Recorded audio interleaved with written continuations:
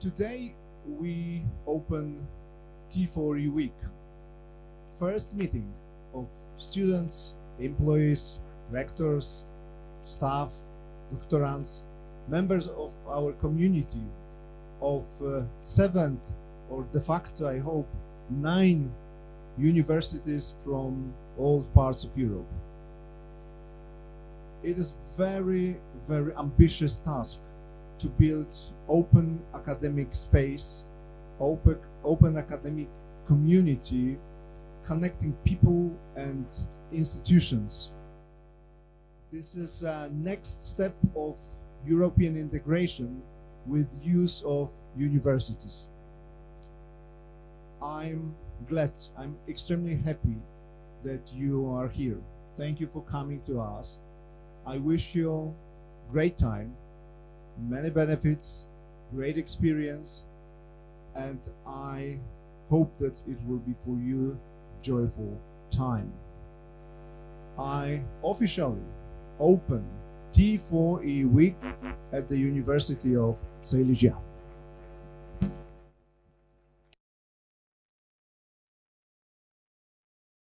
And now I would like to raise you for anthem of European Union.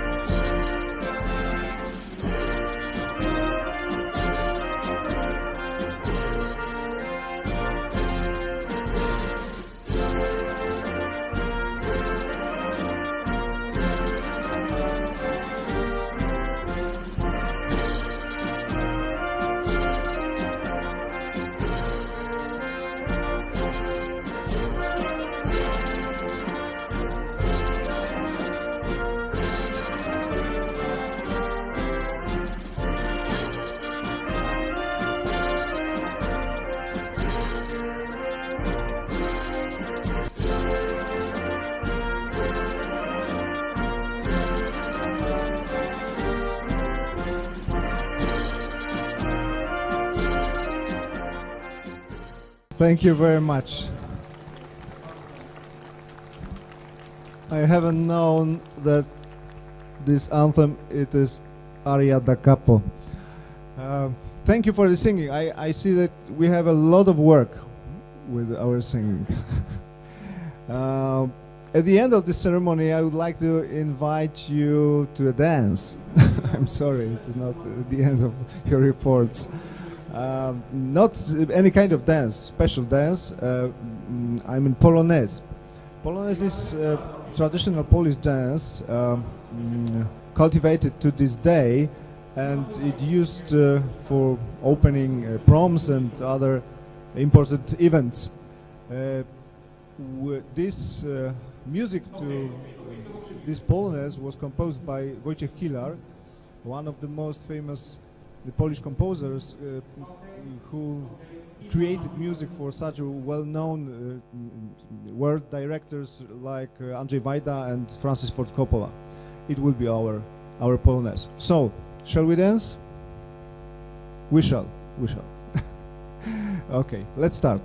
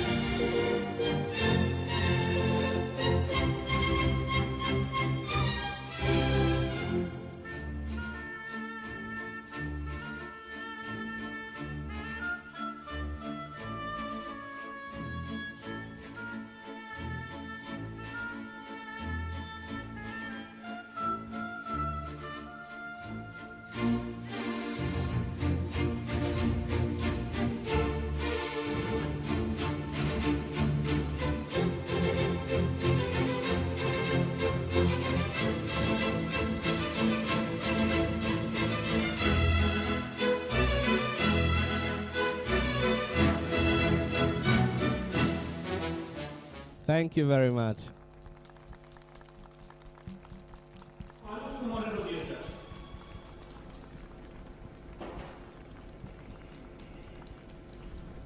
I really hope you had a great time and you look forward to the next activities we have prepared for you. Those will be more educational, I think. How many ECTS we attend? We will well and truly meet again this week many times, and among others tomorrow's evening. And I invite you now to continue your activities that you have prepared. But first I will give the floor to Professor Myśliwiec. Thank you very much. You are really wonderful and your dancing skills are impressive. But we have to start, it's high time to start our activities. So I would like to ask kindly our students and professors to come back for classes. I would like to ask Marta. Okay, so I would like to present to everybody Marta Koziarz, my colleague from International Office. Administrative stream will follow Marta for a special meeting with Chancellor, and all rectors, researchers and all interested, I invite to this building behind me for a roundtable debate. Thank you very much and have a nice day. Thank you very much. See you this week. Have a great day, everyone. I would like to present the president of Zala University, Professor Martin Schmidt.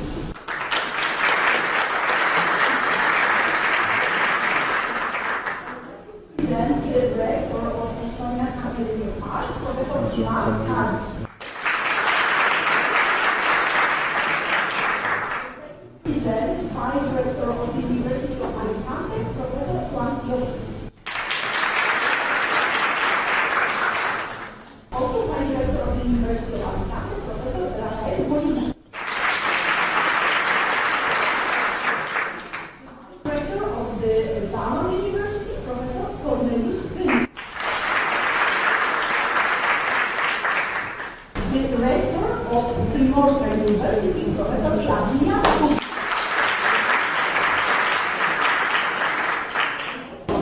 Warmly welcome Vice Rector of the Sofia University of St. Helena and Madrid.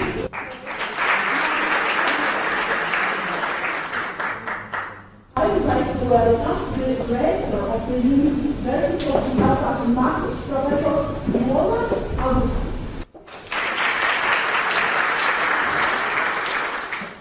I would like to welcome the Vice Rector of the University of Trieste, Professor Walter Servo.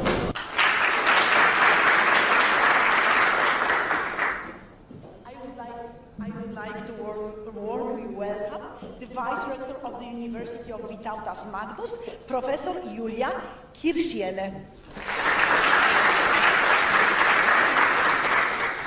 I also would like to invite very warmly also our new guest, the Vice Rector of Primorska Catholic University of Portugal, Professor Peter Hannenberg. And the last but not least, our Vice Rector for Research, who will also supervise today's meeting, Professor Michał Daszekowski. Mr. Rector, the floor is yours and also the microphone. Thank you so much. How to keep this serious serious atmosphere after that in this armchair. Okay. Good morning. Good morning, all of you. Thank you for coming. We are starting the debate, the discussion about, or entitled, Challenges for Science in Europe in the 21st Century. We want to talk, I think we want to talk about the future of academic science. And of course, about the future of our universities, especially universities united in the T4E Alliance. Because of this T4E week, we have unique opportunity to look at this problem from different perspectives, share our experiences, and to work out a common vision of the development of science in our universities. I hope that during this discussion we will attempt to define the status of science today, the directions of its development, and formulate priority research areas common for all members of the Transform4Europe.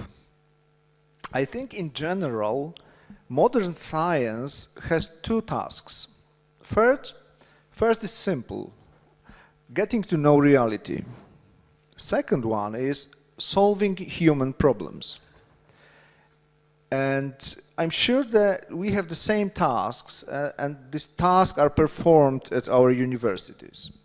However, when we look at each our university separately, we can see differences in our research assignments, and these differences result from the similarity of our universities, what our researchers are interested in, and from the scientific policy of our countries and our regions. Additionally, our research is related to global, national, and local needs. For example, we are in Katowice, we are in Silesia, in a region that has been the center of heavy industry and mines for 200 years. Now, it is undergoing a dynamic transformation. Advanced science and higher education is and will be the vehicle for this transformation. And also, problems and needs of this region, for us, these are the fundamentals of our scientific strategy for coming years. I wonder how to combine responses to global, national, and local challenges at your universities. And also where, despite the differences, where we can find a common area for of research conducted in our universities. First, I would like to ask for an opinion from Rector Professor Manfred Schmidt, Saarland University. And after that, I will address the same questions to both rectors. Manfred, what do you consider to be the biggest challenge of your university in the coming years? Well, thanks for the introductory words, Richard. That's really very true what you mentioned at your statement. Well, right now at the Saarland University, within the next 3 years, we focus on participating in the German Excellence Initiative. So this is a big challenge for our university. Saarland University is the only university in the Saarland area, in this cross-border region.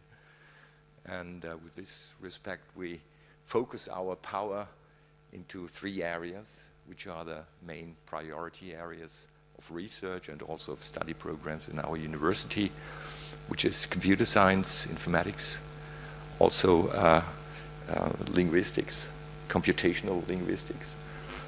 And the second one is in a typical cross-disciplinary field, which we call nano-biomed. It's a combination of life science, bioinformatics, clinical and theoretical medicine. And the third area is, of course, we are coming from the border region, Saarland, France, Belgium, Luxembourg. So since our foundation 75 years ago, next year we will have our celebration, 75 years, we have true French roots, and we have the oldest Europa Institute at our campus in Saarbrücken. So European spirit, European research is the third major priority focus of our university, and these parts will be essential for the concepts which we apply for in the next 2 years for getting the label of an excellence university in Germany.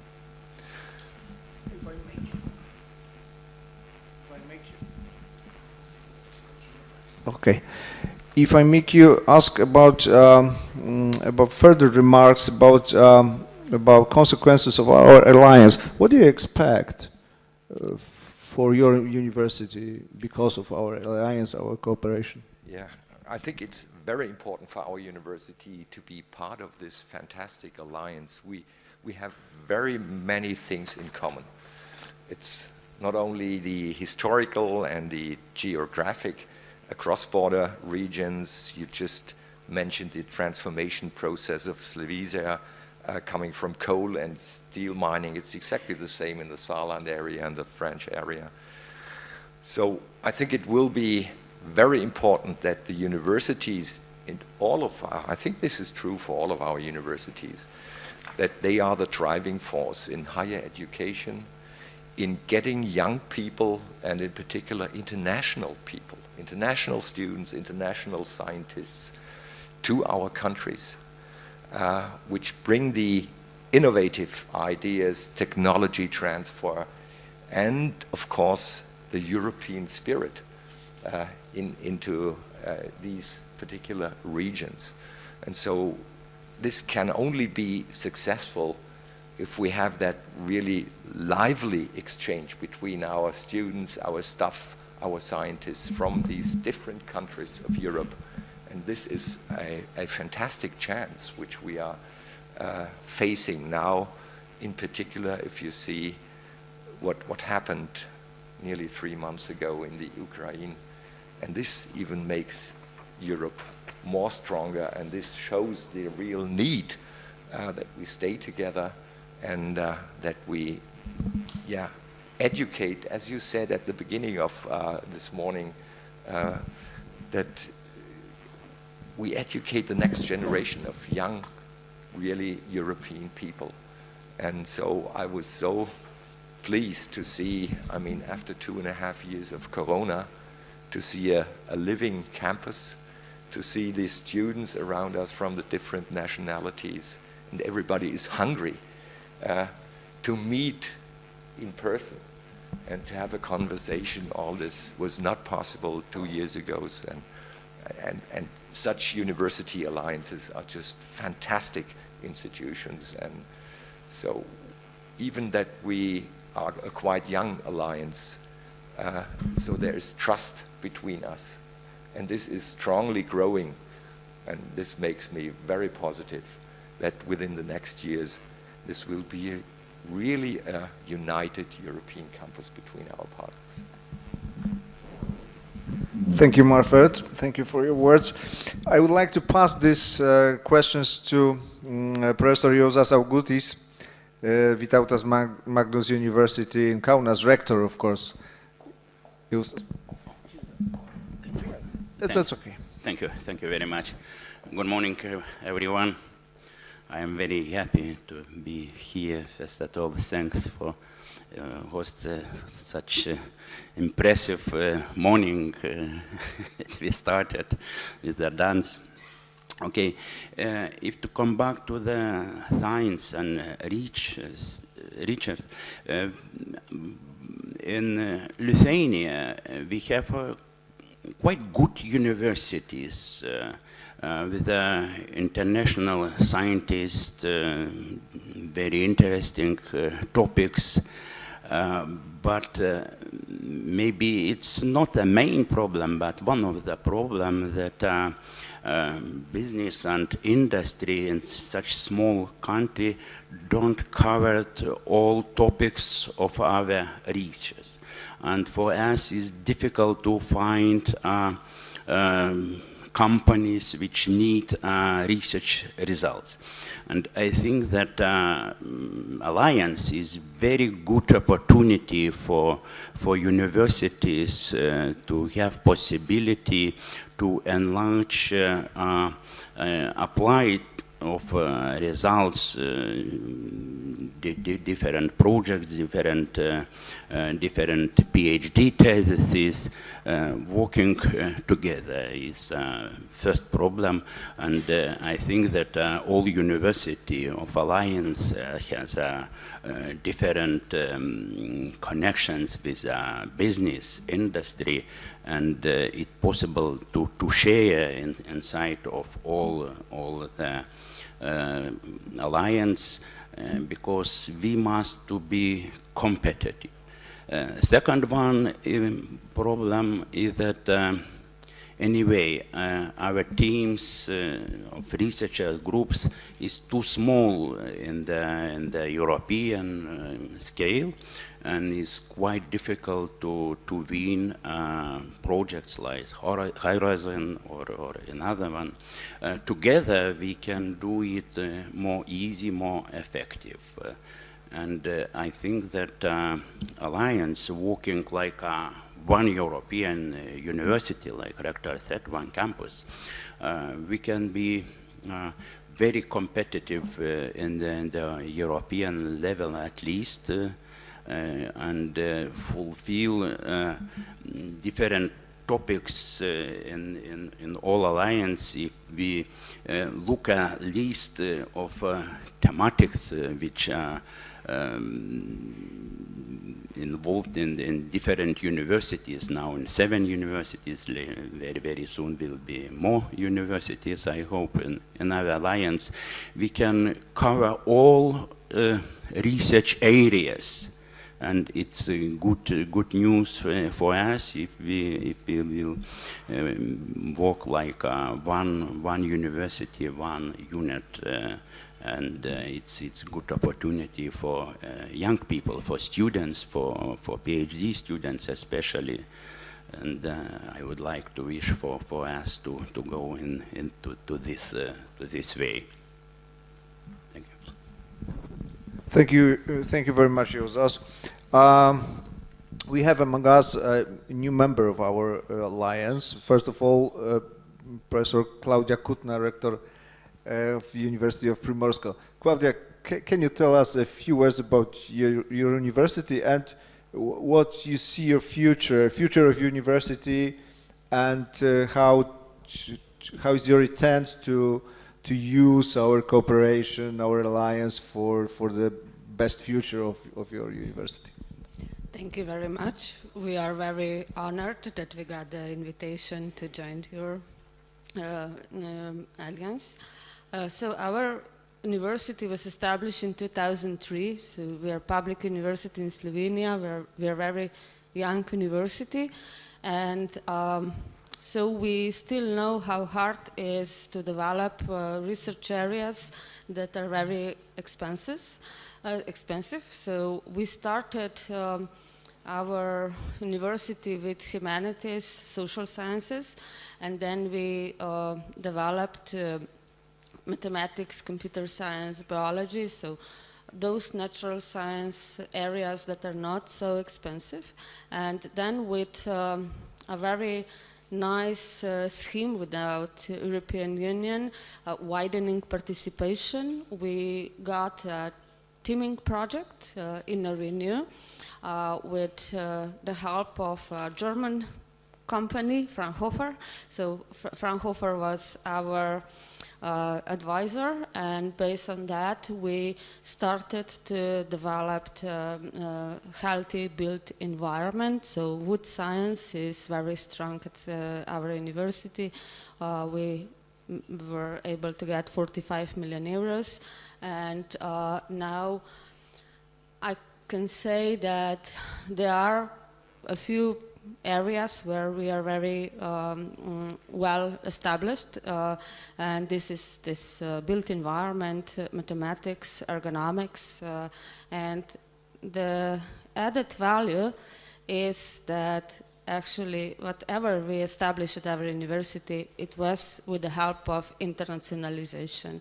So it's hard to get professors from other well-established universities in Slovenia to join a new university where everyone needs to work a little bit more and harder than in a well-established university, but with internationalization, offering study programs in English, we recruited really good researchers across Europe, and now we are having about 11% of our researchers are from abroad, and we have 17% of students coming from other countries, so around 1,000 international students coming from 45 different countries.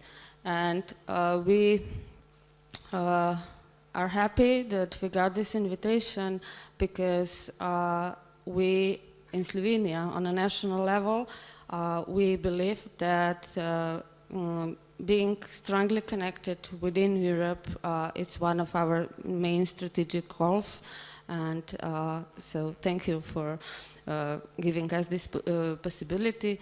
But if I say a word about the main topic of this roundtable discussion, I think that the crucial thing that we need to address is that research is more connected to higher education, so that we actually are doing transform from the research to the educational process on a daily basis. European Union Association made one analysis how EU universities are considering research grants, and over 50% of universities answered that Erasmus are the most important projects for them, which I think that is a problem at the European universities, and we need to be more attached to research grants and research projects. And as was said before, it's very important that we have joint infrastructure, that we help each other, and this will be an added value for all of us. So, thank you. Thank you for that, and thank you for joining us. First thought is that it's easier to cooperate, easier for people and for institutions which or who are similar. We are different. And I think that, but I think that our real capital is our diversity. And I would like to ask Mart, Rector Estonian Academy of Arts, because your perspective is maybe not quite different, but special. You run an art college, you have very interesting people around you. How is artistic work, research and education changing at such a university? What is your concern? What is your challenge? Thank you.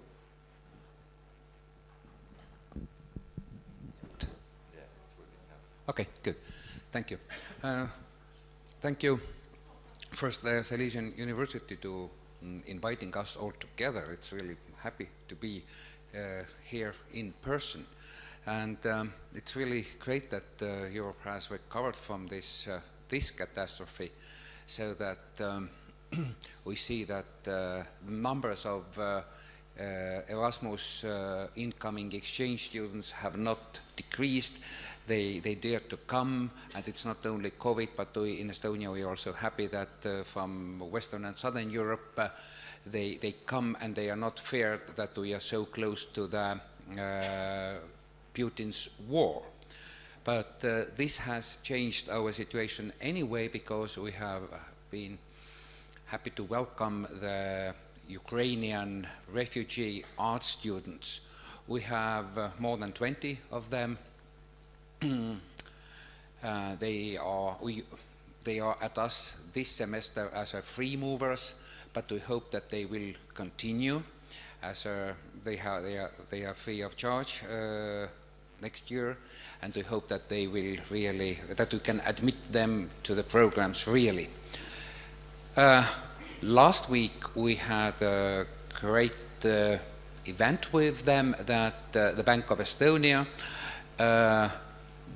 plans to launch a special Ukrainian coin, and the Bank of Estonia organized among our Ukrainian art students a competition to design this coin, and one graphic design student coming from Kharkiv, she won the competition, and the coin is already, the design, okay, there is some help done by the designer of the bank, but the coin will be minted soon, so that we will have a Slava Ukraine coin really. And this shows how the art school can also contribute. But of course in art school, most of our students and professors, they do their art. But in art, art nowadays is not anymore so far away from research. And artistic research is one of the main things they do. This is that they don't just paint, sculpt, they do sometimes just it also, but quite often it's related to research, so that they study, the artistic methods have changed, but in an art school you don't do only still artistic research, but you do real research also. And here, as we have a Faculty of Architecture, they do a lot of things together with Estonian enterprises. And all these current common tasks to use more local materials, it means for us the local wood. You process this wood digitally, and you help the Estonian export. It means that our architects, they digitally design wooden houses, how they are industrially produced, because for our, okay, there is also a problem that we can't anymore import wood from Russia, which was much cheaper than the local Baltic wood, but we manage. But we really do this cooperation, that our researchers, architects, they cooperate with Estonian house producers, and they increase the Estonian export. So this is also something which is practical, but close to the traditional research done in big comprehensive university, what we are not, but in our own corner we still do something. Thank you. I'm sure you are. Thank you very much, Mart. Josef mentioned that about his hopes how to be more competitive because of our alliance, how to build stronger science teams, etc. But I would like to ask Maria, Professor Maria Stoicheva, Vice Rector of International Relations, Sofia University. Maria, you know international affairs. Please, tell us how to compete with China and USA, and how to build strong alliance, competitive in the worldwide scale? That's a very complicated question. But I would like to start with something you said in the beginning, that the main mission of the universities is to explore reality. This means to go into the unknown, because if we only teach what we know, that's not enough. We have to go into the unknown. So you're asking a question, how we can become more competitive And that's a task for the universities to explore. That's something we don't know exactly how this can happen. Because reality is changing at a rate, at a speed that's probably unbelievable before that. We remember in the name of Rose and how, science and exploration and reading of manuscripts was in the medieval age, and it seems that things were stable and we can just sit at our desks and explore and look at things. But now the dynamics is so high that we come from crisis into crisis, which means that we need probably to change the way we do research, the way we structure our everyday university life, and also probably structure in a different way the career of an academic, including the career of students, someone who comes out of the university. So probably in this sense, I will continue what our colleague from Primorska has said. Internationalization is some sort of solution. And if we refer to the European Union, within which, this alliance is possible, then we can say why, what is the global strategy? What is the strategy of the European Union, not just in economic, but in other terms as well, in terms of promoting our values as a society, as academic values and universities, is that we are an alliance, as that's a quote, from a document, of small and middle-sized countries. So that's Europe. I come from a small country. There are even smaller countries. You come also from not a very big country. So what is our potential? If we have a very good a person, an academic, a researcher, so what is the potential? Either go to a big country and do research there, or we organize an infrastructure or a union, an alliance that can keep this bright and great brain where they are, this means in Europe, and continue our work here. So I think our alliance is probably something like a mirror image of the European Union, isn't it the case? Yes. So we are small and medium-sized, and we have this goal to try to find a new enabling framework that can allow us to be more competitive. And I think working together, and this is not easy, because you said we are very different in some sense. Most of the universities that we represent were actually constructed and built as national universities, serving the goals of the nation. And now we would like to change this in some sense, if you agree. We would like from national universities serving the goals only of our nation states to become international and see what fields and what doors and what windows this will open. So I think that's probably some sort of solution. But again, I would say this is again diving into the unknown. And that's part of our work that we have to do every day, collectively. Thank you so much, Maria. Thank you for you reminded me one of my favorite novel, The Name of the Rose. But I remembered that after a non-compromising research of Wilhelm Baskerville, whole library was burned.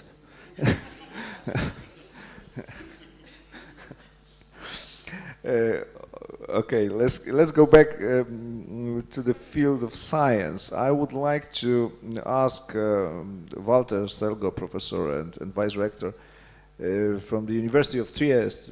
Walter, tell us what areas of research would you like to develop in the future at your university? What is the most important for you? I know this is secret knowledge, but thanks. I come from an area, if you look at the map of Trieste, is carved in what was Yugoslavia at the time. There is a narrow stripe of land coming from Italy, protruding inside Yugoslavia. From downtown Trieste, you can reach every checkpoint at the border in less than 10 minutes by car. I'm telling you this because some 50 years ago, the government had to decide what to do with the stripe of land. They could not build factories because in case of an invasion from the Warsaw Pact, they would be lost immediately. There was no land to become farmers. And one of the activities that you could do in order to put a lot of people in not a lot of space is to do research. You can put dozens of chemical people in a lab and they will produce something and you don't need space. And for this reason, Trieste is now one of the regions in the world with the highest ratio of researchers to population. The number is around 30, 35 researchers per 1,000 people, and it's higher than the Silicon Valley. There is only one area in Japan close to those digits. Did it work in terms of development? Overall, I would say yes, but since we have a lot of researchers, we are probably facing before others some criticalities. One that I point to all my colleagues here and even more to the PhD students sitting in the hall is the following. Science was born as a cooperative effort. It was not competitive in any way. Look at the picture of the Solvay congresses, and you will see Dirac talking to Einstein with Marie Curie trying to solve problems. Now, in less than 70, 80 years, we have transformed science in a competitive issue, which, in my opinion, this is a provocation to you, is not the right way to go. And this problem is also reflected in the way that we have to account for our research money. The way we account for our money, even the T4E money, comes from company approaches. Has nothing to do with science.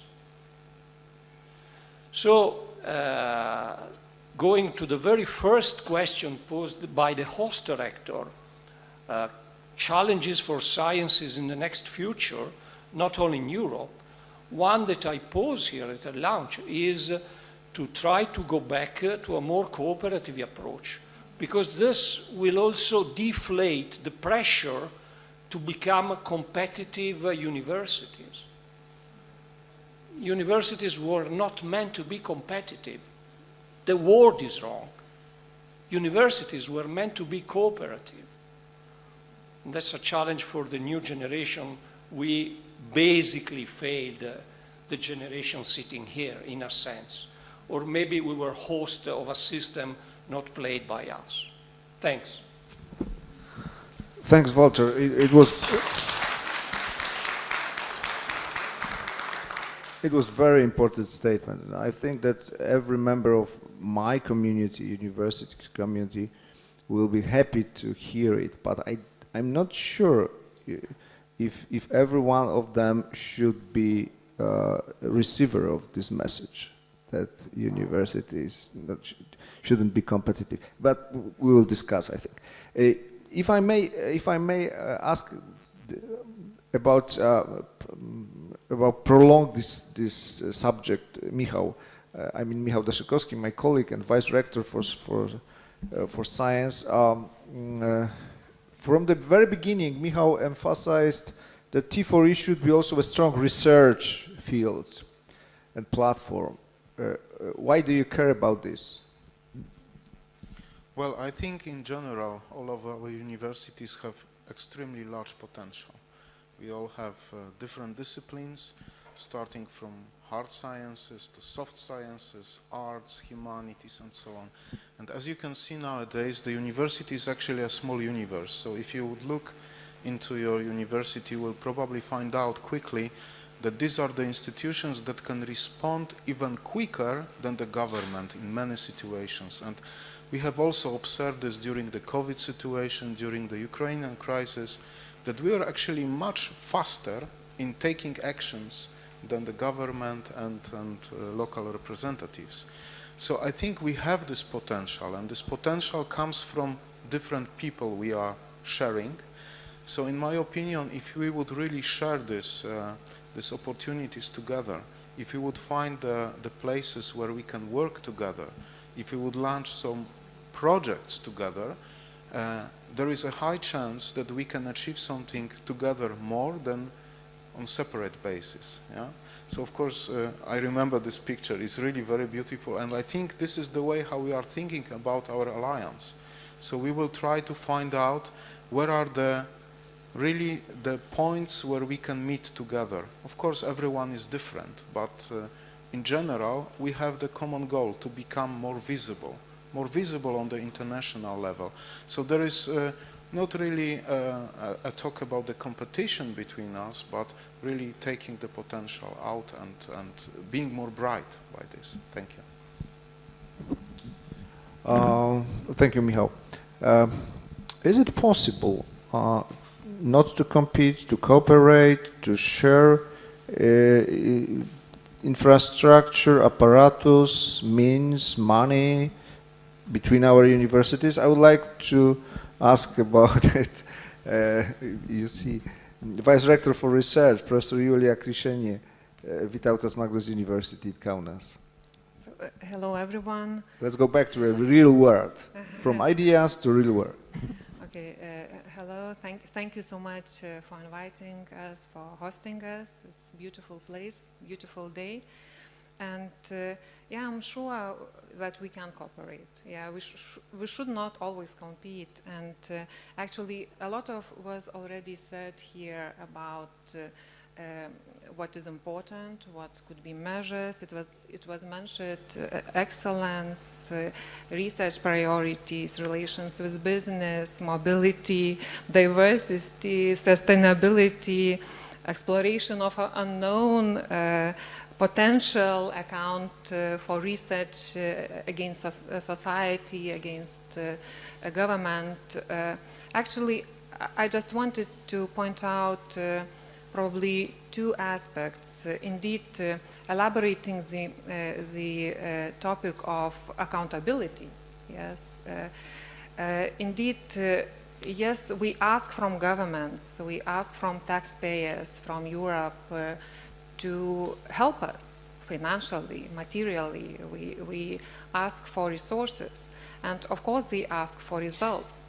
And it should be, university should be accountable. It should be accountable to society, to governments, and it's not easy task to be accountable in research. That's why we are discussing that, and especially in this globalized world, when you know this diffusion of knowledge between countries is so big, and it doesn't mean that your invention in your country will grow the economy in your country. It's very probable that inventions or technologies will be imported from other countries.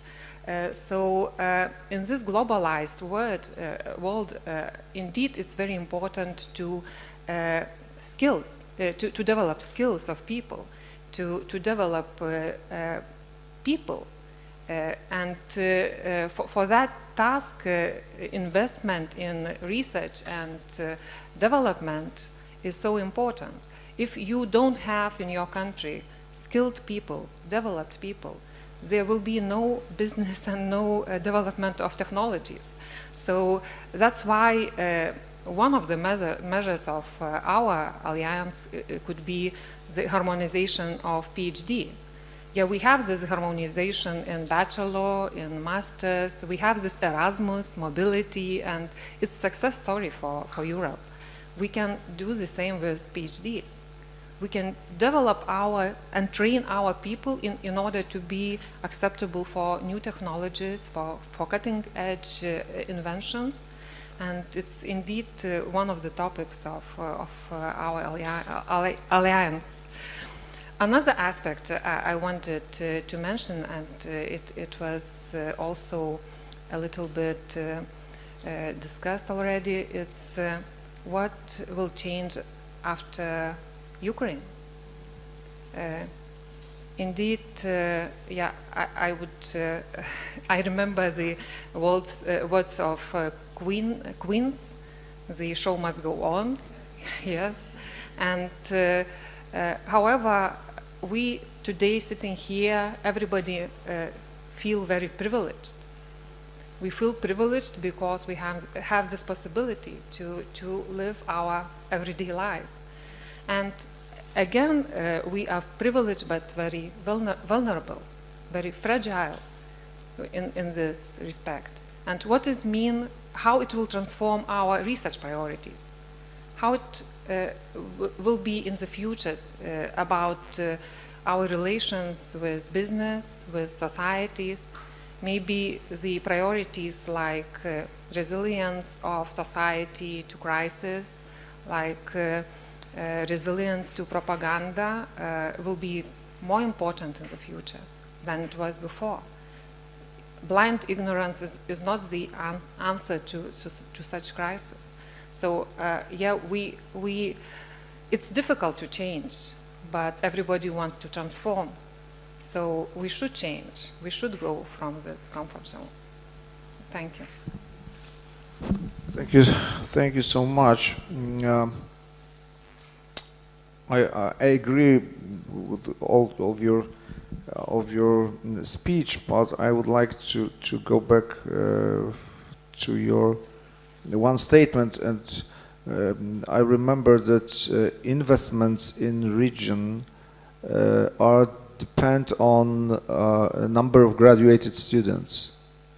It's a strong connection between our education and level of investments in the area, in the region, in the town. Yes, you're right. Let's change the side of our panel. I would like to ask Vice Rector for International Relationship, Professor Juan Lopez, Alicante.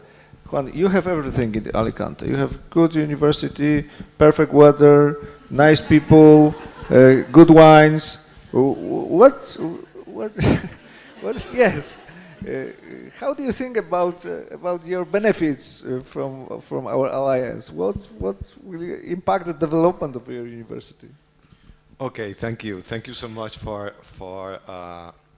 organizing all of this here at Katowice, the University of Silesia. Well, we don't have it all. You can be sure about it. We have many things, like each one of us, but we don't have it all.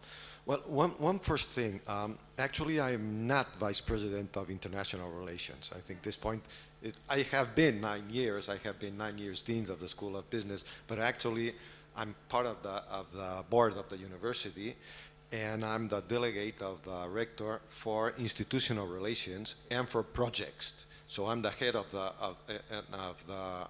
Transform4Europe in Alicante and many other projects, okay? But we have another Vice President for International Relations at the moment. No problem, it's okay. It's good because, well, my daughter says that, and you are also a university dinosaur. Okay, I agree with that. No? Well, that's the point.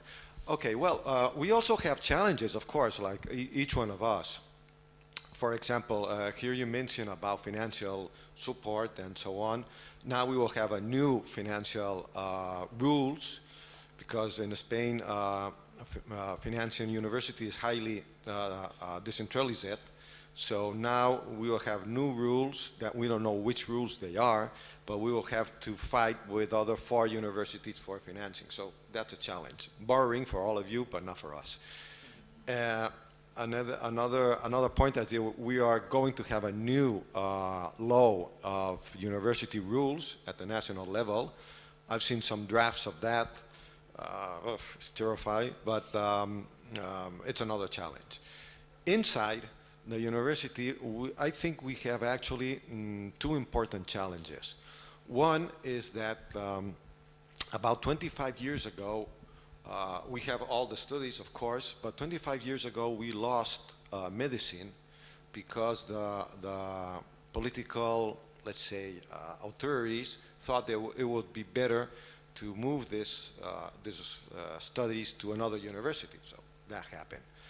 We asked for the studies from 3 years ago, and exactly 5 days ago, we have the authorization to put again medicine. So, so that's going to be a big challenge for us because we lost all the know-how, well, many of the know-how. Okay, we still have nursing, by medicine, biotechnology, and so on, but it's going to be a challenge for us. So all of you who have medicine, we will strongly appreciate exchanging and win-win strategies to all of this. And the second challenge I would like to put on the table is that we have a huge campus, that's true, 1 million square meters. We have 800,000 square meters for expanding. And in the next futures, we are going to open a new part that we call a scientific park, okay? And that part, we will have a new building of 10,000 square meters. It's a huge one, where we want to welcome knowledge of companies and so on in scientific point of view and technological point of view. So it's not absolutely clear what we are going to do this. For example, Trieste said that they have a lot of scientifics. Now we will have infrastructure to hold this. So win-win strategies with all the rest of the allies will be very, very important for us for this question. And of course, all the rest of the university that is open. Thank you. Thank you very much, Juan. Take it easy. I think that among us there are many dinosaurs of university because, for example, we remember universities without computers and without internet. Can you believe it?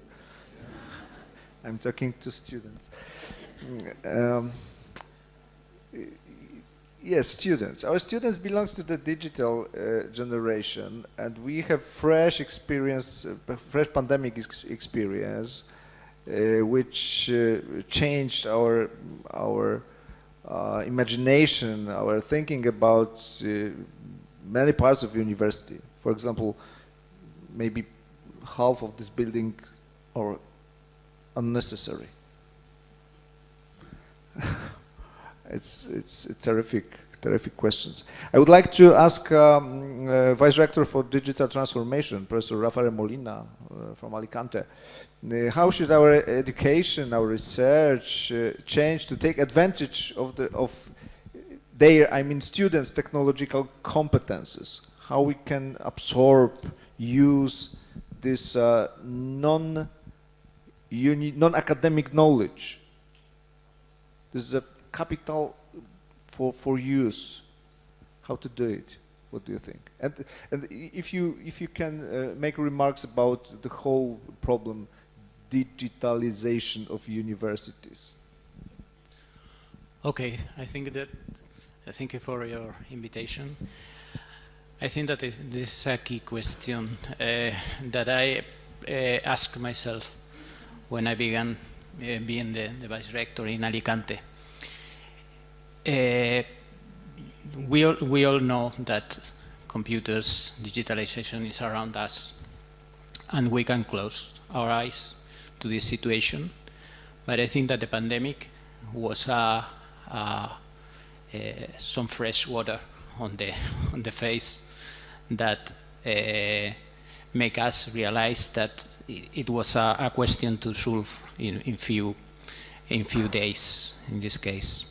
So we took this as an opportunity to rethink how to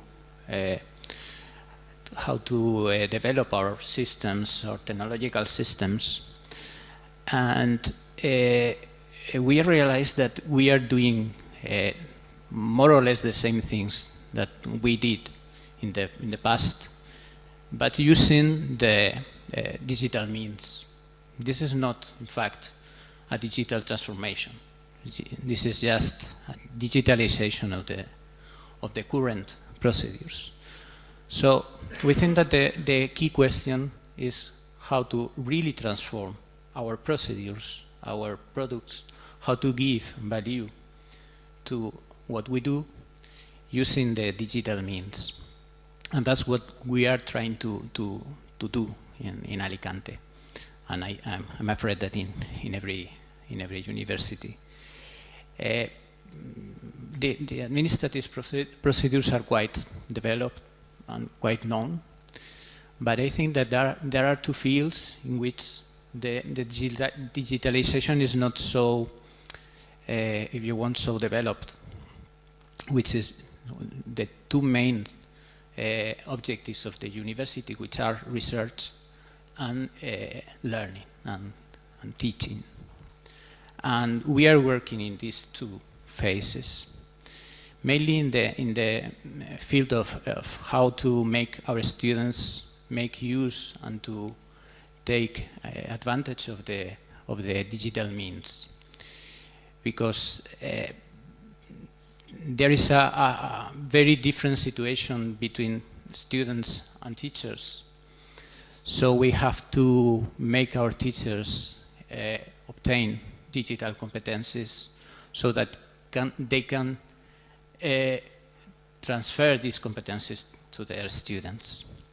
So we are working in several fields in this question. We are in one place working with other Spanish universities to prepare our teachers, our staff, and our students to face the digital society by giving them the digital competencies. And in another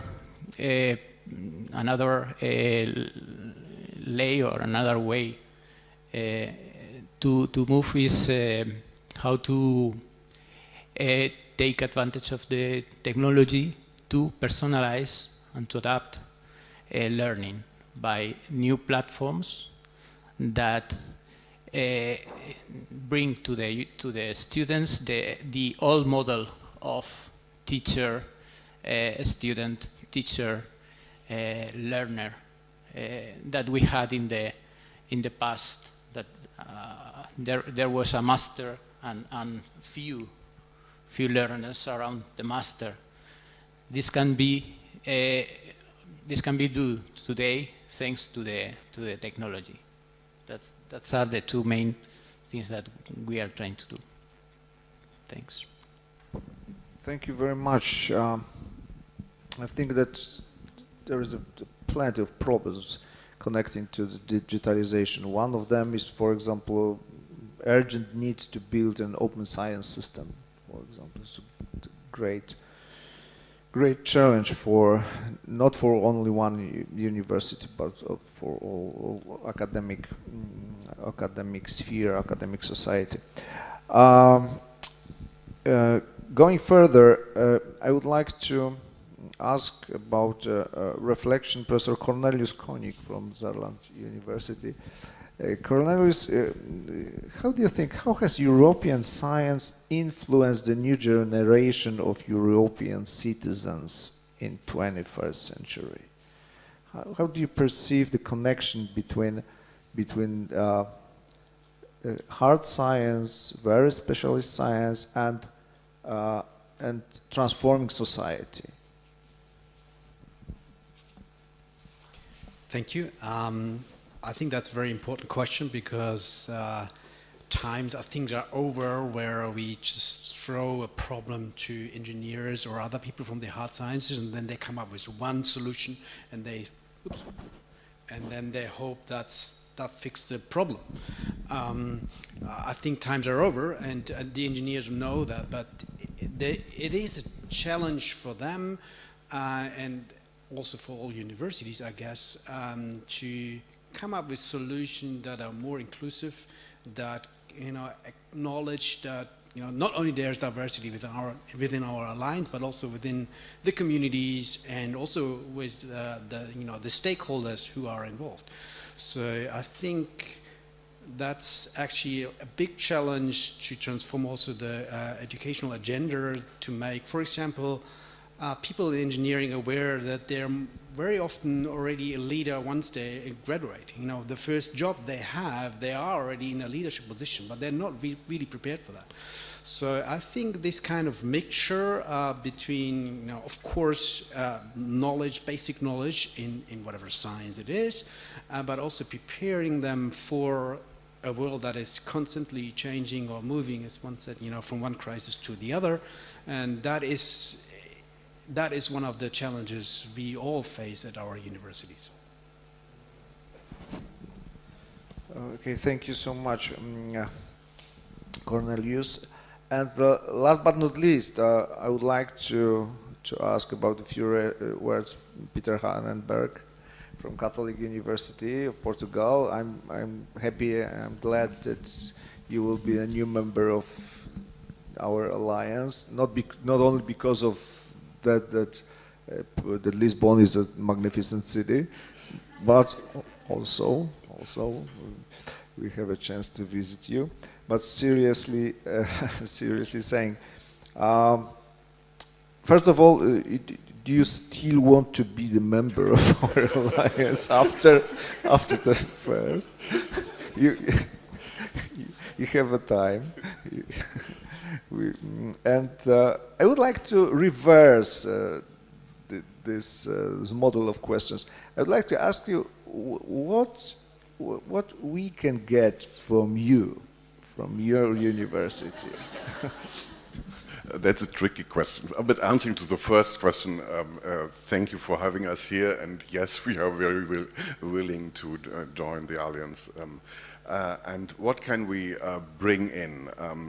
I would maybe advance 3 words which stem from our recent strategic plan, and which was meant to focus on our university on the next 5 years' work.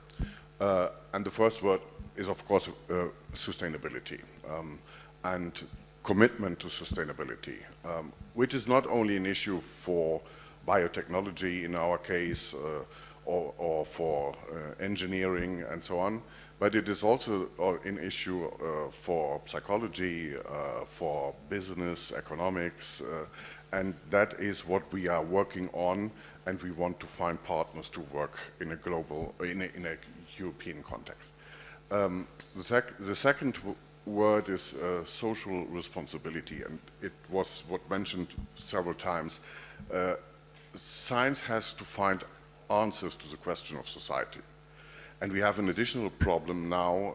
Science has to re-find trust in society, and that's what academia has to work on. And maybe we can do this with a third word that I would like to advance, which is values. And one of the main values that universities might stand for, and we do not really know what it means in the end, is academic freedom. And to make this a serious contribution to which only universities can answer and no other stakeholders in the society are entitled to do. And if we concentrate our work on academic freedom and values, maybe we are doing what universities are supposed to do. Now, how can we contribute? Maybe I invert the question again, and first of all, what we found is that our university was lacking a true European dimension.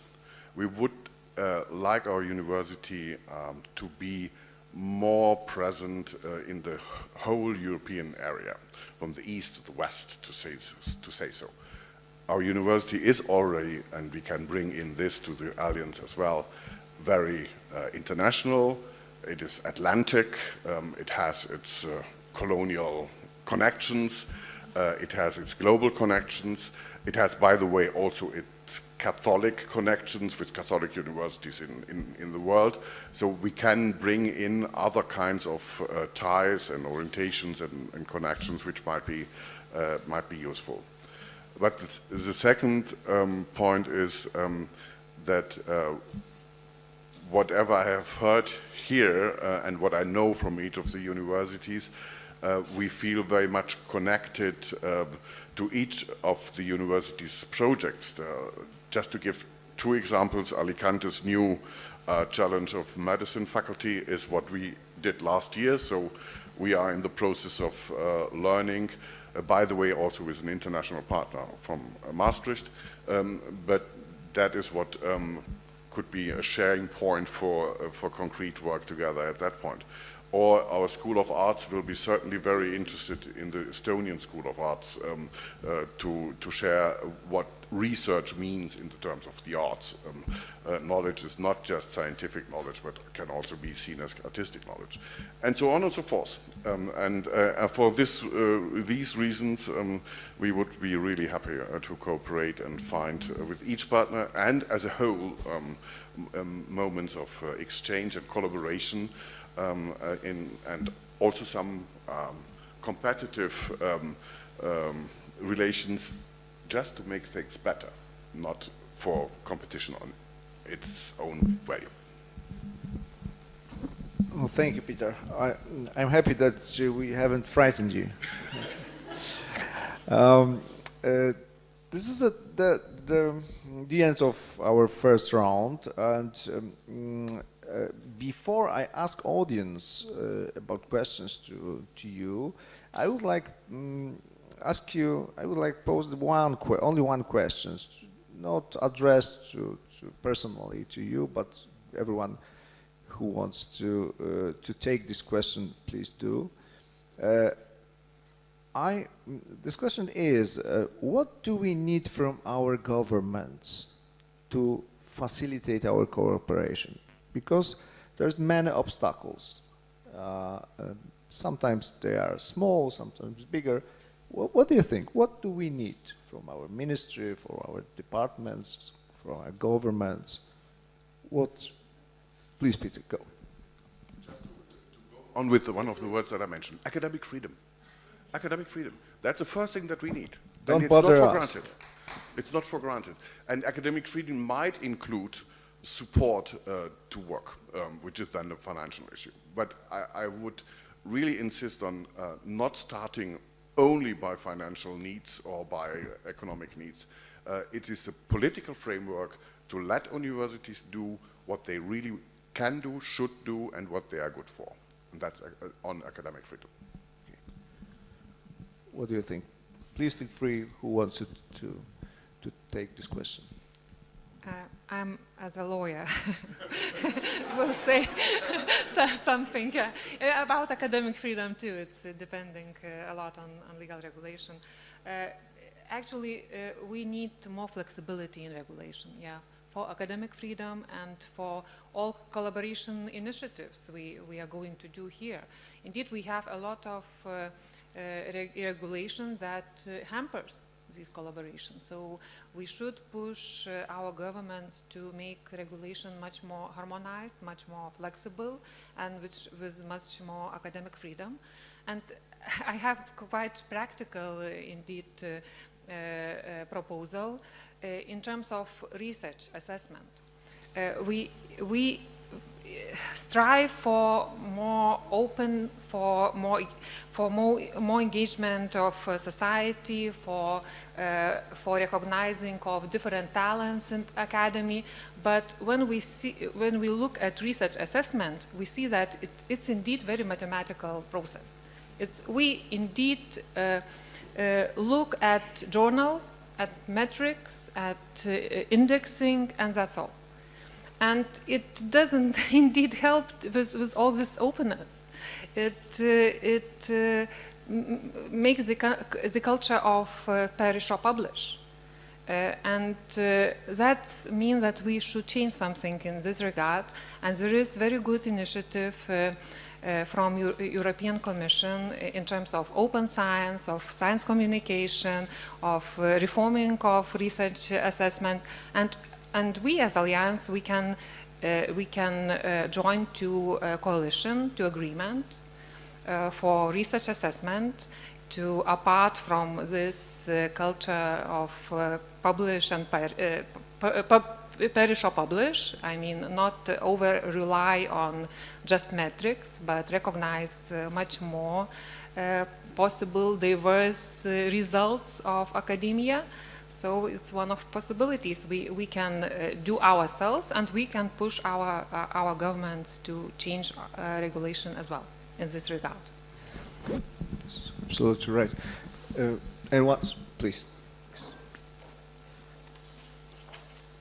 Thank you. I agree. What Academic freedom is very important, but I would like to point a couple of really exact things that I think should be done on the governmental level. One is language. So what are the regulations in which language we can deliver to our study programs? For sure it's possible to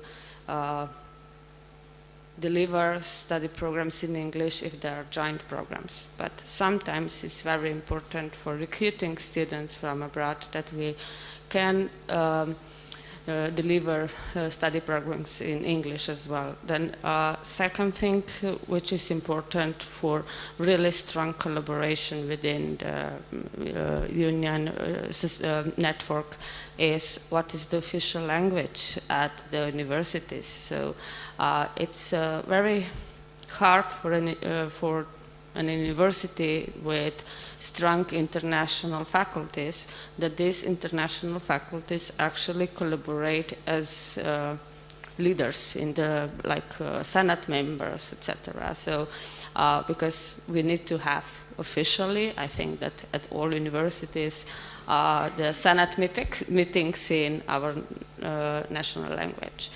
And the third thing that I would like to mention is the difference between salaries among our universities. So in order to really make a networking with the added value, we would need to have more freedom. What are the salaries? I don't know exactly what are the regulations at your countries, but like in Slovenia we are public employees, and now we just got a new law that enables us that we actually raise the salary for really added value researchers coming in.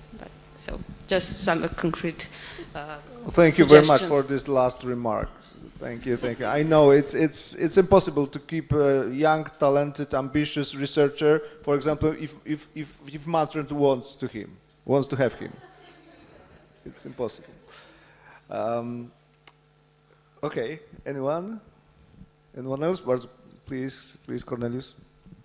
I think one task maybe that is up to us to really educate the government is that basic knowledge is extremely important, even though you can't utilize it, in the current situation. And at the moment, I think that's actually one of the things I'm struggling with, also with the European Commission initiatives. It's always about solving certain problems, and I think, who knows what the next problem is going to be. I mean, I don't know about you, but my knowledge about viruses was really limited, 3 years ago. And, it has dramatically increased, and now I know all the kind of vaccination differences and whatever. But, I mean, that was not planned, and no one, well, there are some people said they planned it, but, we didn't listen to them. So I think we have to prepare that, and the government has to allow for us to prepare things that we don't know what's going to happen. And that's what we need basic knowledge for. That's what we need basic research, and that needs to be funded. And that's, I think, one of the important messages for the government. It's very, very wise remark. Thank you for that. I hope that after the tyranny of commercialization of everything is behind us. I hope. I'm looking around. So, ladies and gentlemen, I'm inviting you, an audience, to ask questions, to address your questions to our distinguished panelists. It's a unique chance to discuss the whole Europe. Rector, Tomasz Pietrzykowski.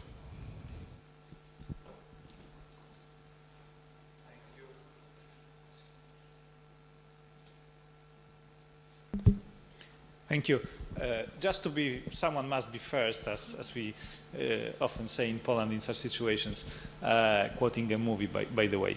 But nonetheless, we talked a lot, or you actually talked a lot about benefits, potential benefits for particular universities that are members of the alliance or are going to become the members, and it is very important. But I wonder whether we shouldn't think about our alliance and European alliance is building as such, as also a part of the, let's say, huge effort undertaken by the European Union to somehow regain leadership role in the world. And I conceive the European Universities Initiative as part of the wider range of endeavors like European Green Deal, like European Recovery Plan, and so on and so on.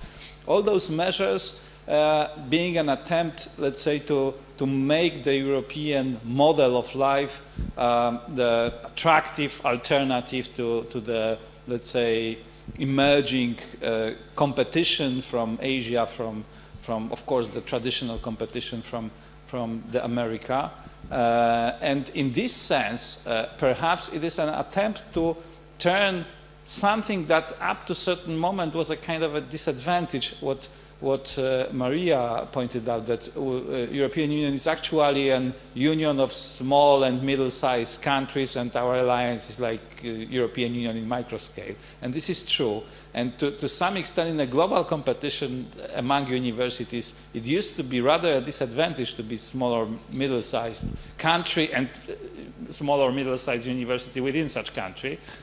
But it is possible to try to turn it into an advantage of creating a certain new model of university, of like a network university that is composed of, let's say, elements that have already gathered certain know-how, certain resources, certain experience, expertise, and actually to create something, let's say, which is very diverse from the very beginning. So it doesn't have to strive to become diverse, because the sole fact of being, let's say, created on the top of the existing institutions located in various cultural and economic surroundings actually give it a huge advantage in terms of what are drivers of, let's say, growth, progress, development. And actually the success of the European Universities Initiative may actually give us benefits much larger, on a much larger scale than the individual benefits that we, are able to learn from one another, to attract this or that researchers, visiting professors, to send our students. This is all very important in a short run. But in the long run, actually the success of European university initiatives and the success of European Union using, let's say, this measure make us in the future, let's say, put us in a completely different position in comparison with universities, leading universities in other parts of the world. It is not the potential benefit for us, because all of us, as it was already said, are more or less dinosaurs at the universities, but for those young people that will come after us. Because this is an epoch-making, I would say, experiment, the European University networking and trying to create, let's say, this kind of institutions over existing institutions. So I'm strongly tempted to think about what we are trying to do, not in 3 years term, not even in 10 years term, but rather in a, let's say, generational horizon. And from this point of view, we are just a part of something that may change, let's say, the landscape of higher education and research institutions on a global scale, to actually stop, let's say, the slow depreciation of European universities in comparison with the rest of the world, which we can observe from, let's say, several decades at least, to reverse, let's say, that trend. So this is just my comment and reflection in respect of of the question of benefits, and I wonder whether we see it similarly, or am I totally wrong in ascribing this kind of point to this initiative. Thank you. Maria, please. If you allow me, Thomas, to take the floor immediately, because you pointed to this fact that now we are talking about the challenges to our university, to our alliance, but we are also allowed to have a dream, yes? To think something in the future, what we are aiming at. And last night at the table, when we were sitting with the rectors at dinner, we exchanged some ideas about liberal arts education. And it turned out that it's not just one university, but also other universities have similar approaches to still keep this idea of liberal arts, where a student comes not to a specific faculty discipline, but tries to gain from all fields of science and education.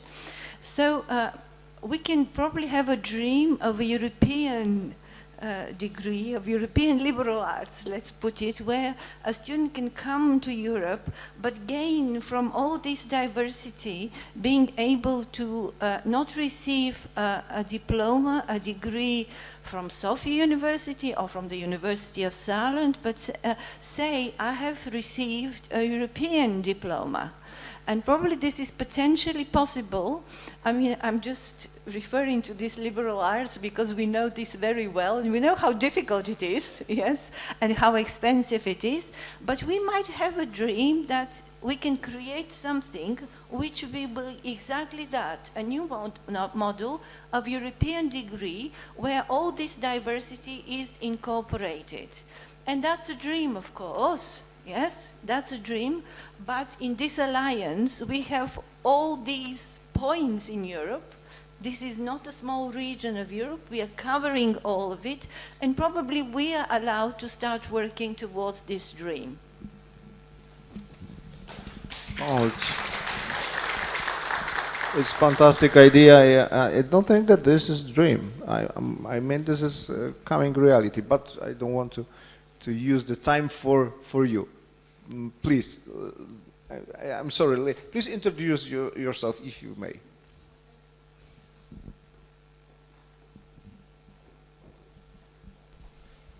Vilma Žydžiūnaitė from Vytautas Magnus University, Director of the Institute of Educational Research. Thank you very much for this inspiring roundtable discussion, your reflections. I was really glad to hear that I hope we all, universities which are involved into this alliance, we care about values. And it was mentioned in between. But of course, you know that we live in the world which is not like, you know, science of Europe, science of America, science of Asia.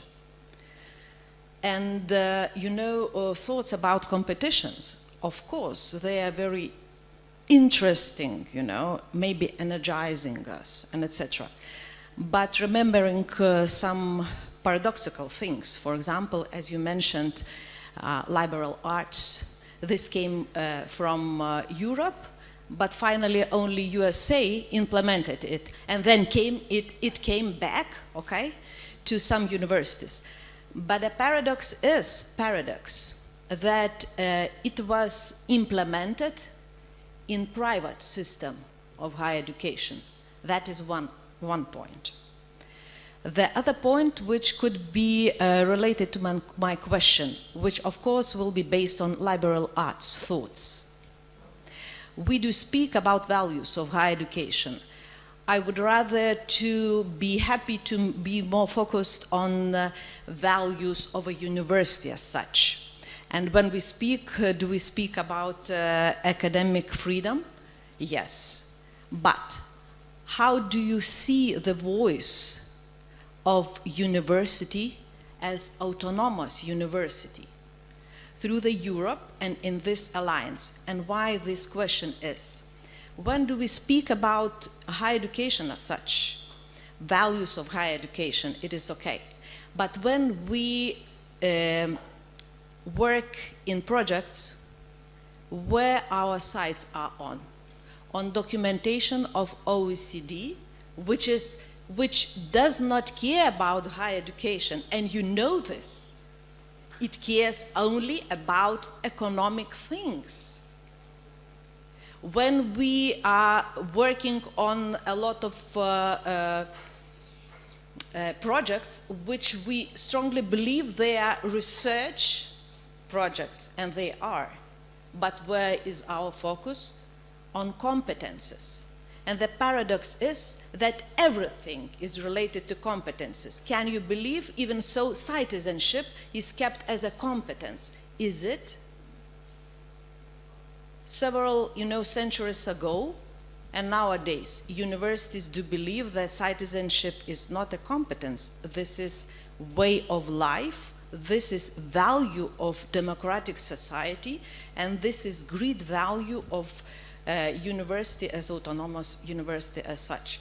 So let's reflect, because you have your political and other, experiences in higher education. How do you see the voice of autonomous university, not as being limited, but autonomous voice of university which has values, which has dignity, and which respects the free thought, which I strongly believe is the basic of democratic society. Thank you. Thank you for this question. Please, Juan. Okay, thank you so much for your question, for your speak. Well, very briefly, I only want to add something. I had the opportunity to be in many Chinese companies in China and Chinese universities in China also, and of course in the United States, in both public, private, and companies. So one big difference with Europe, under my point of view, before they mention give us a little bit more freedom, reduce us bureaucracy. I mean, it's incredible how difficult it is to manage things here in Europe. Perhaps it's more democratical than in China, of course, but it makes it difficult. It makes it very difficult. For example, in Spain, we have an association of 24 universities that are 24 universities with an alliance like ours. And we have meetings, a couple every 3 months or something, to know how to do things in the bureaucracy point of view. This is incredible for Chinese or United States. So only that point to add. Please, not only give us freedom, give us the opportunity to make decisions, not so slowly. That's the point. Thank you. Thank you very much. Anyone wants to add something to Juan's remarks? No, I don't see. So please, and other questions? Please, Cynthia.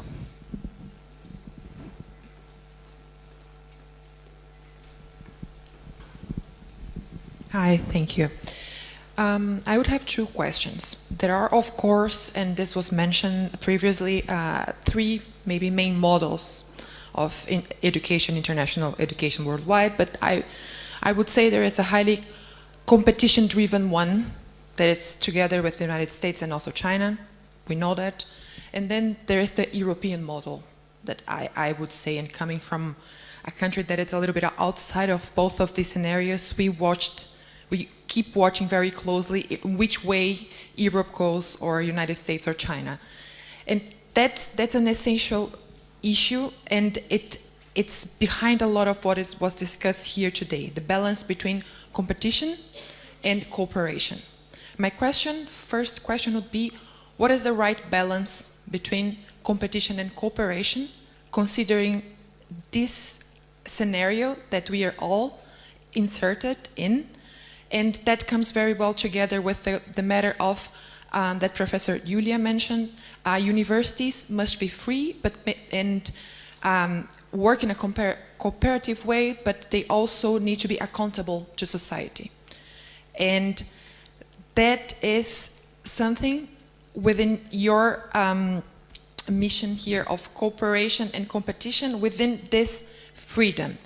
So my 2 questions are, what is the right balance between competition and cooperation? and what is the right balance between academic freedom and being accountable to society? Thank you. Thank you very much, Sanjian. Please, Peter, take it. Isn't it a 1 million question?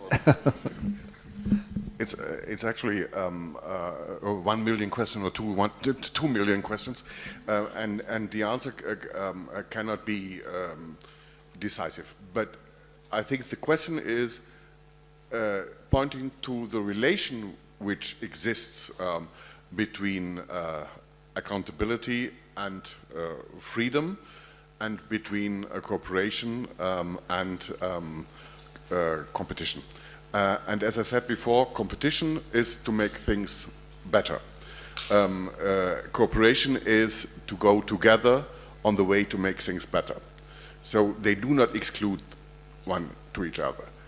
And of course, in my conception of academic freedom, it includes the notion of responsibility, and therefore also the notion of accountability.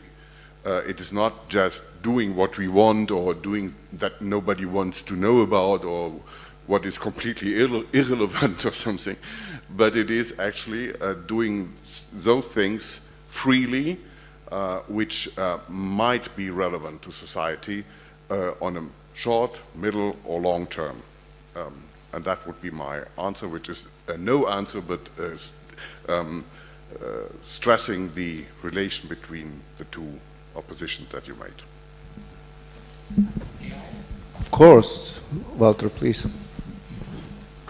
The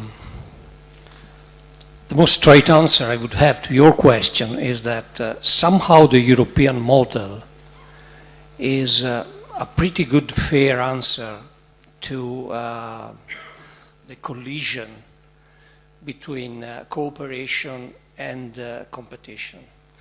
In the United States, if you go for a PhD in chemistry or in material science, usually it will last now around 4 or 5 years. If you go for a PhD in literary arts, it can last easily 10, 12, 15 years because you don't get any money there. On one side you are paid, at the other one you are not. In Europe we don't have this. Somehow it's magic of Europe that you go for a PhD and it lasts 3, 4 years, whether you are in chemistry or in literature.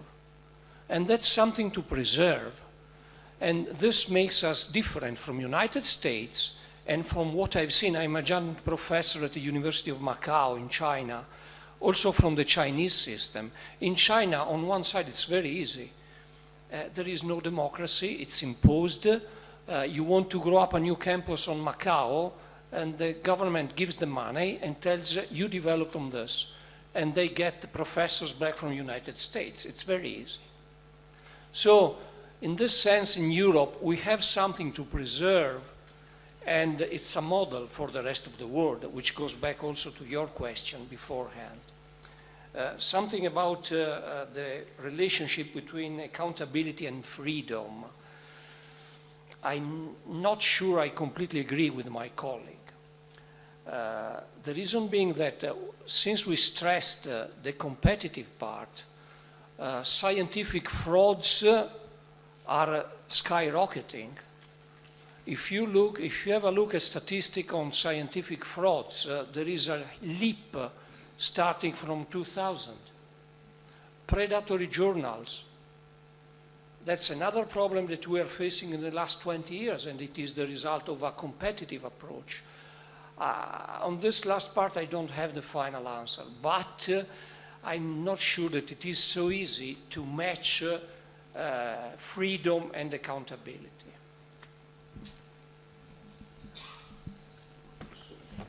I would like also to add some thought. When we are discussing about competition, we should also have in mind that we are not kind of have competition only with the regions or between regions. Actually, not only academia is doing research. Research is done in companies, a lot of research, and this research is growing. Research is done by agencies, by even individual citizens. And yes, we say to society that research is public good. And you as taxpayers should pay for this public good. But this public good should meet with some standards, with some professionalism, with some ethical and other regulation. And we as an academia, we should stick to these standards. And we should grant to society that our research will be with these professional standards. So yeah, it's a very difficult question, how to find the balance, and indeed not enough even research is made in this question, and we should do research in order to answer that. Books could be right, yeah, in order to answer. Thank you. Juan, please. Yes, very briefly to add something. For example, in Spain, well, I think we must have a distinction between research that with direct applications and basic research. Direct applications, of course, companies, large companies, and so on. But what maintains the economic system of all our countries are very small companies at the end. But at the same time, the basic research, at least in Spain, 90% of the basic research is done by public universities. So we must remember this to authorities, because without basic research, there is no applied research, and there is no transfer to industry. Thank you. Yes, I think that it still will be the core of our work.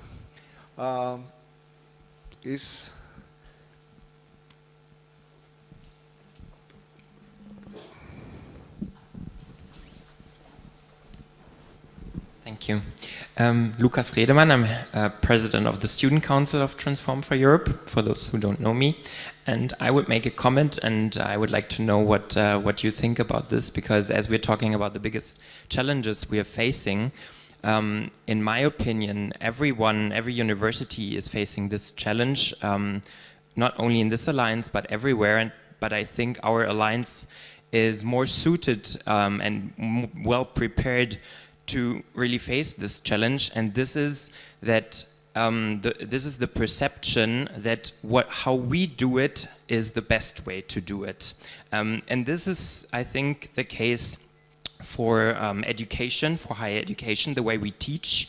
This is the way, like the perception of how we do research, the way how we do it at our university is the best way to do research, and this is also the case, for example, the strategy, like the development of our university, the way we include people, like members of our university, in the way we want to develop our university, the way we do it is best. And I think through the alliance and through cooperation, I think we are better prepared to lose this kind of perception and thought that you know, the way we teach psychology in Saarland University, we should, you know, teach you how we do it, because I think we do it better. And I profoundly believe that this is like the most added value we have in our alliance, to see that this is not the case. So I think that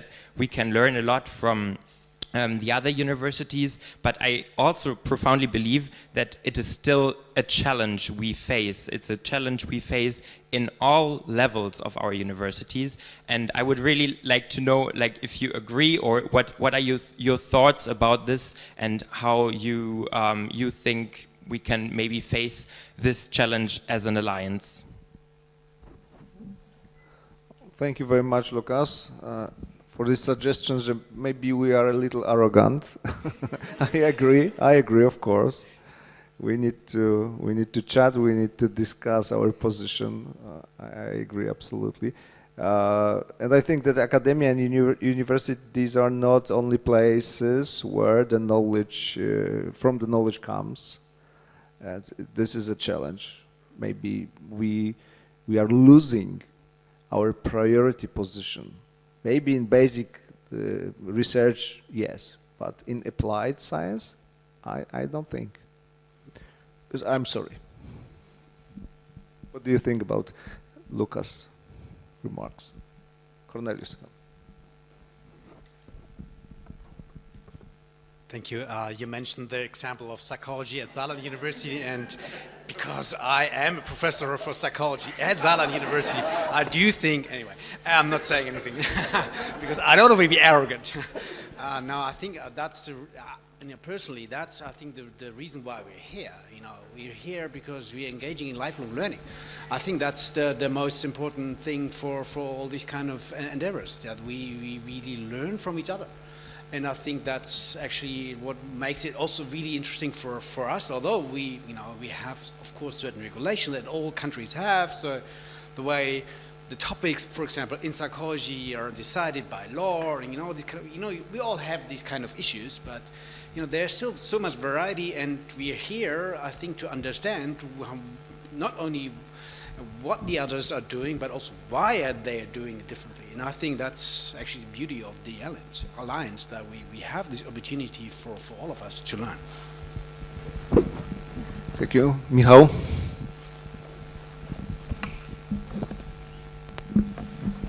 Yeah, it's really all about psychology.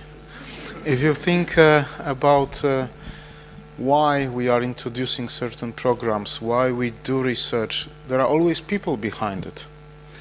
So it's a question how to convince people to do what we want to do, or how to convince them to abandon the taken path.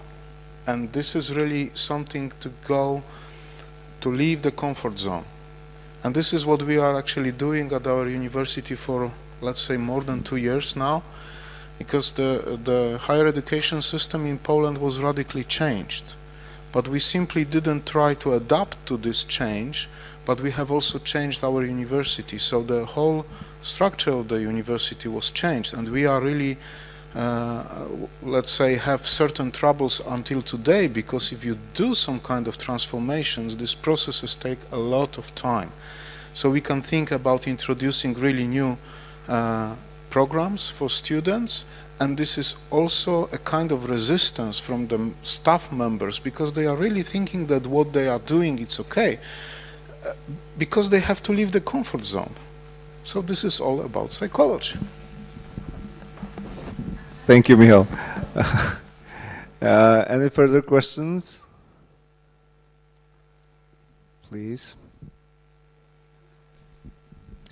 Hello, my name is Ruta from Vytautas Magnus University.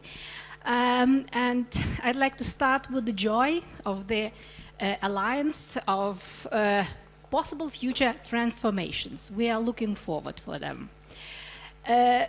But my question is how to make them sustainable in a fast-changing world when we, won't be in our present-day positions. Our governments will change. We don't know what will happen. So can we plan transformations, structural, systemic, in such a way that they could be guaranteed, warranted sustainability? My dream would be that, let's say, in a few decades, historians writing the histories of our universities would be able to say, oh, that was a major change. It comes from the times of the alliance. What do you think, ladies and gentlemen?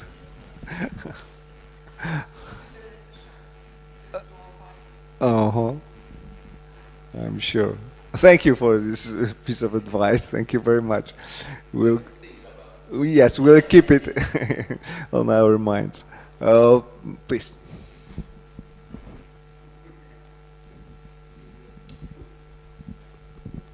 Hi, good morning, everyone. This is Ellen Garcia from the Institutional Project Management Office of the University of Alicante. So I'm representing the coordinating team for Work Package 2 of the T4EI project. As you know, this is our daughter project from T4 E-Alliance, Transform for Europe Alliance. This session could not be any more interesting and timely for us. I must thank you all for your contributions. And as I know you're aware of, we need to define a joint roadmap for collaboration in research and innovation for the future for 2030. So initially, our premises were to focus on sustainability, digital and smart and inclusive regions, and our contribution to society in those aspects.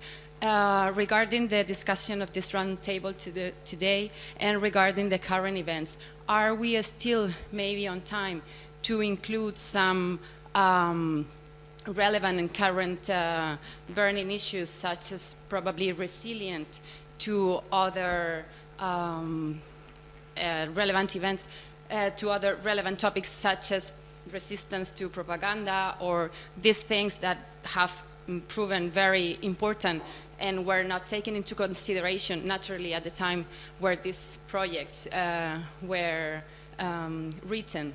So that's my thought. Are we still on time? Is this, well, probably you all consider it's relevant, but since we are managing this task, we think having your opinion on this matter, it's very timely and we are still on time to do it. So thank you so much. Thank you very much. Thank you.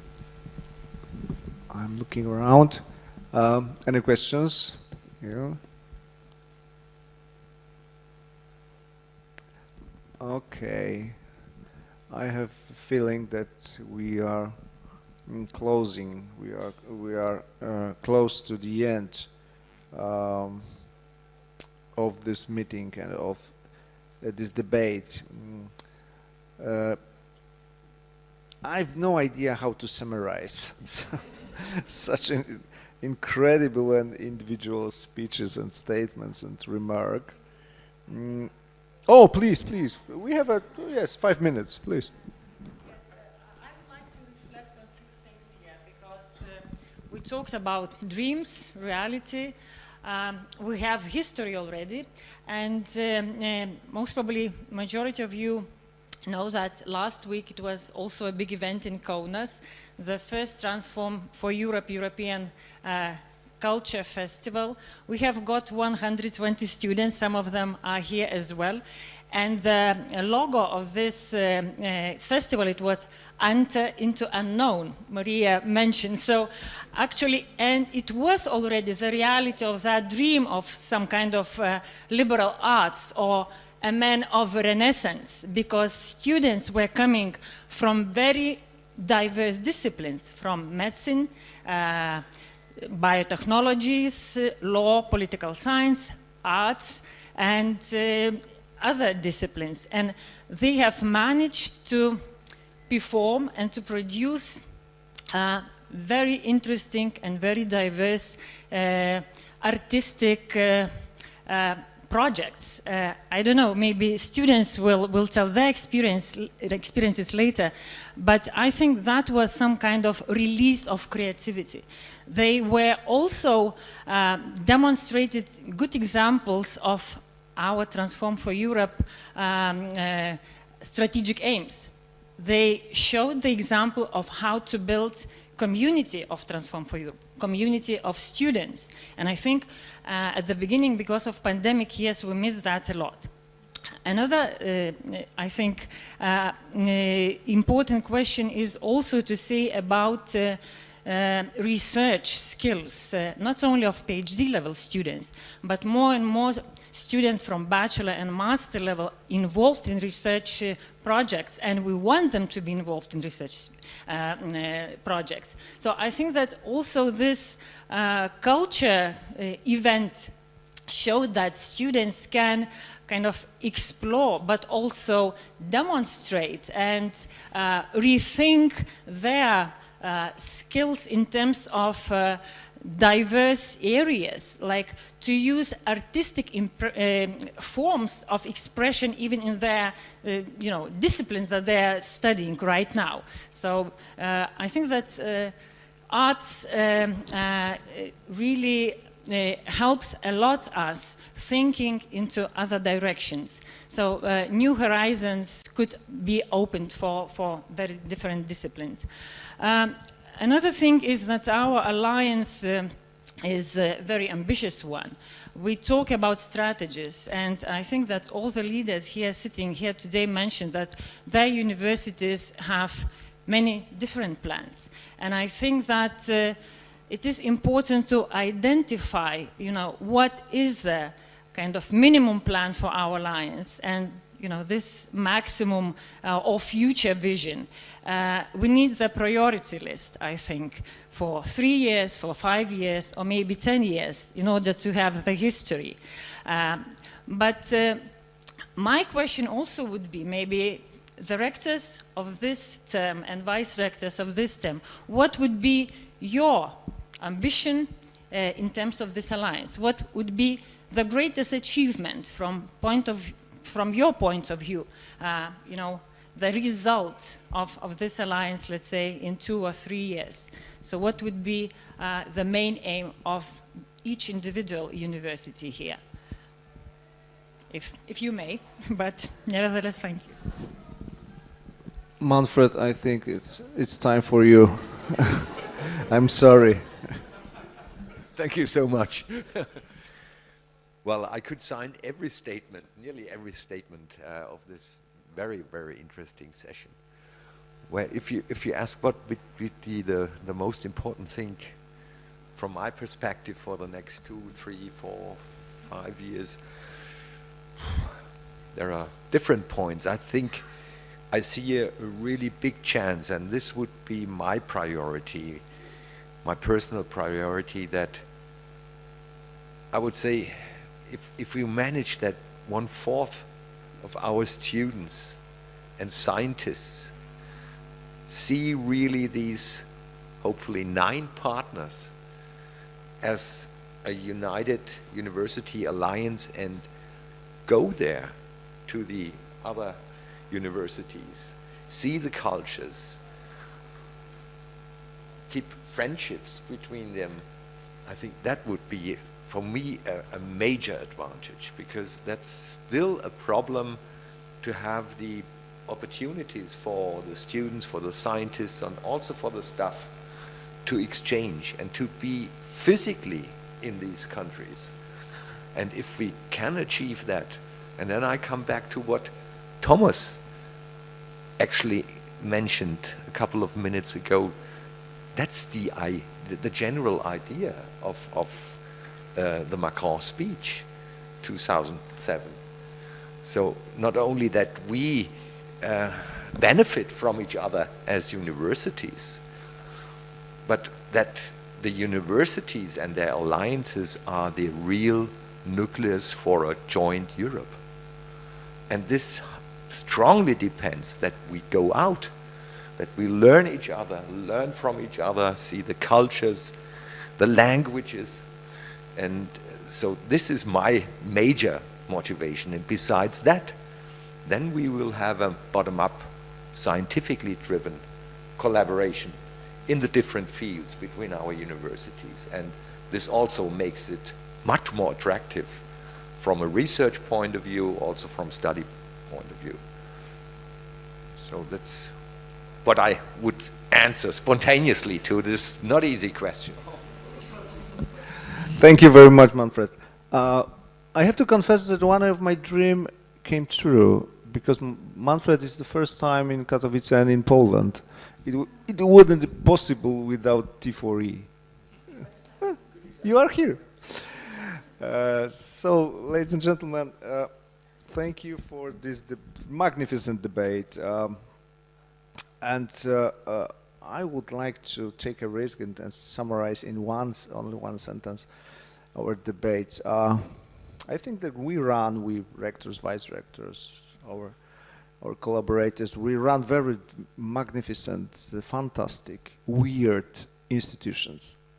They are weird because universities are institutions, are schizophrenic institutions, because we are in the same time very conservative and very progressive. it's difficult to keep balance. Cynthia once wanted to have balance between and other areas. It's the most difficult balance we have to keep in our leadership, I think. But I think that we have the same task and the same aim since the very beginning of the history of Europe and universities. I think that our fundament is a kind of promise or deal with the society.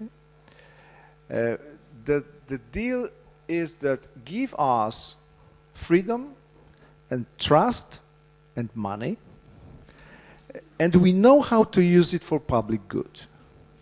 But in return, we promise that we will be responsible and transparent and uncountable, I think. That's my summary. Thank you very much, ladies and gentlemen. Thank you. Thank you, the audience. Thank you, Professor.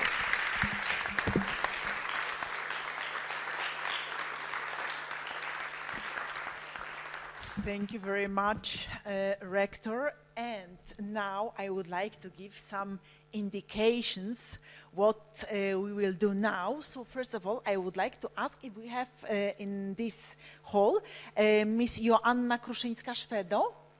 Okay, may I ask you here for a moment? And Miss Anna Orlińska. Okay, please come here so our PhD students will be able to see you.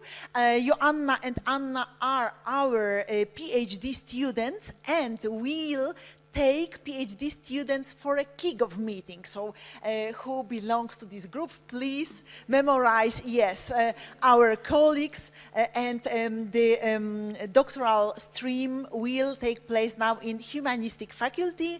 So this is one group. The research group is asked, and I would like to present now Professor Damian Guzek, my colleague, who at the University of Silesia is responsible for the project T4RE.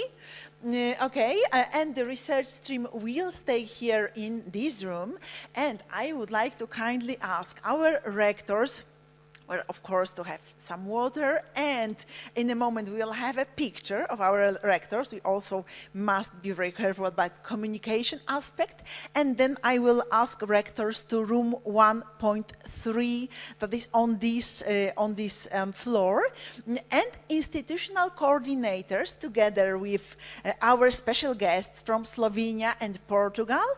You will be invited to room 1.20, also in the same floor. So I do hope that now everybody knows everything. Thank you very much.